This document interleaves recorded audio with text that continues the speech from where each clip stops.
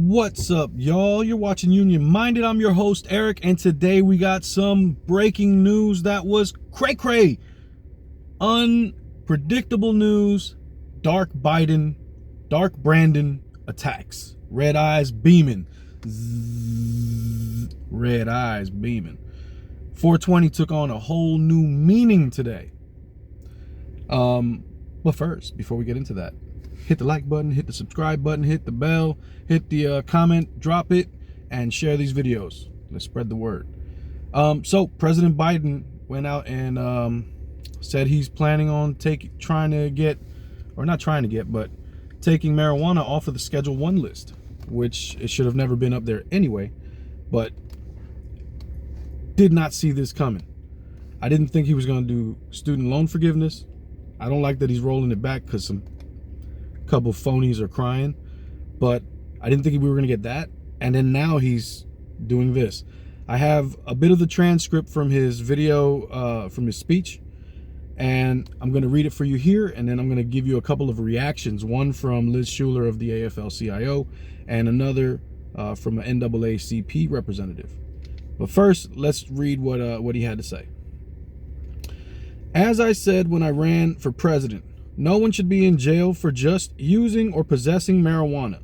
It's legal in many states, and criminal records for marijuana possession have led to needless barriers to employment, housing, and educational opportunities. By the way, that was always the purpose when they did the whole war on drug.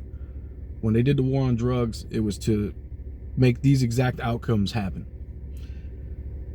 And that's before you address the racial disparities around who suffers the consequences. Again, that's by design. That is by default. That is the system operating the way it was designed.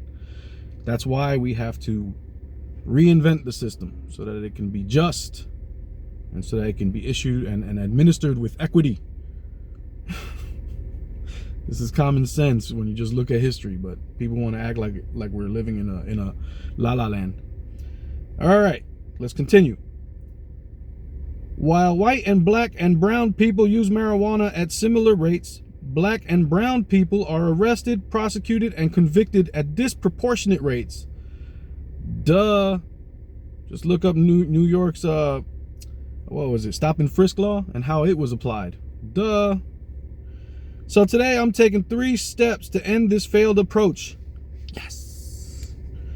First, I'm announcing a pardon of all prior federal offenses of simple possession of marijuana. There are thousands of people who were convicted for marijuana possession who may be denied employment, housing, or educational opportunities as a result. My pardon will remove this burden on them. Second, I'm calling on all governors to do the same for state marijuana possession offenses. Yes. Third, the federal government currently classifies marijuana as a Schedule 1 substance. Ridiculous. The same as heroin and LSD, and more serious than fentanyl.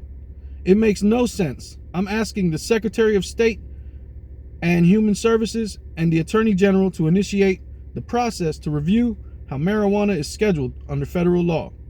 And even as federal and local regulations of marijuana change, important limitations on trafficking, marketing, and underage sales should stay in place.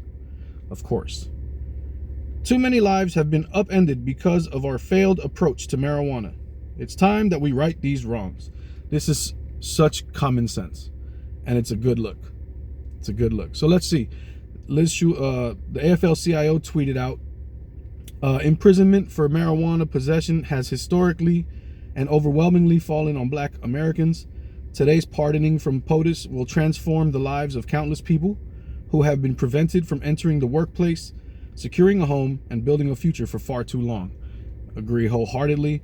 And then Derek Johnson of the NAACP, he tweeted out, we applaud President Biden for pardoning those who have been convicted for the simple possession of marijuana. Correcting unequal treatment, including marijuana reform, has been a priority issue for the NAACP for decades.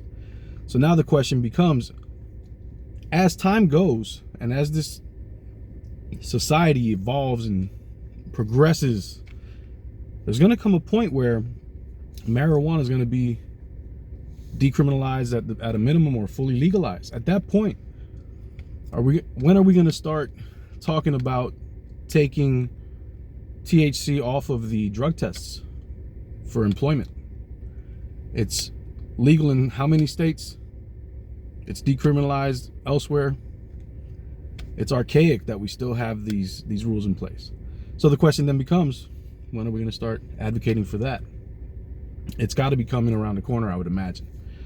But this is great news. I didn't see it coming. I bet you didn't see it coming. And I think that it's a smart move. And then there's some folks that are out there saying that, oh, they're just doing this because an election is coming up. Again, to that I say, duh. That's kind of how politics works. They're supposed to deliver for you so that you can then re-elect them. That's kind of how it's supposed to happen. And so I, for one, am glad that they're making moves to improve lives and to help people and not doing it solely for the ultra wealthy and instead doing some really good things for just working class people that need some help. So, man, let's go Brandon, I guess. Let's go Brandon. Let's go Brandon.